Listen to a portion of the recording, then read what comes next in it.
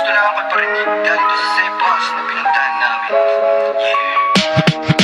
Call 911, isarado na lahat mga nakabukas na pintuan, pati sa harap, sa likod at itago na mga maleta na maigi ha. Sige kasi nga may parting na raw, napatanong ko sa ba't daw may sumisigaw. Sabi ko wag ka magalaw, papasukin kasi tayo na mga tuyaw, wag na magyaw-yaw. Ihanda mo na ang mga kalibreng 40 ko pa na naka-auto side. Pag-box ng pintuan, di dapat shooting fire. Asintahin na maigin ko sa siguraduhin mo na wala sila makukuha barcode. Bibig bula-bulag ka, pagkatapos dito agad-agad tayong luluwas probinsya. Sabi pa ng silog, walang makakalabas. Sabi kasi nga, kami raw ay napalibutan na.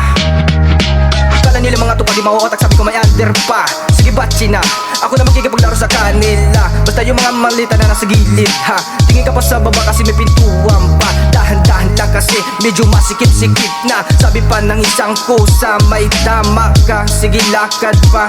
Handa ako magbuhis ng buhay para sa kanila. Makibalita na lang sa boss, sabihin wag na mangamba. Kung hindi man ako makasipot sa tagpuan, wag na ikabahala. Tangina, di ako makagalaw dahil sa mga bala. Sabi trap na nga, sabi ko kaya pa. Lakad-lakad pa, kaunti na lang o malapit na. Sabi ko bangin na ba?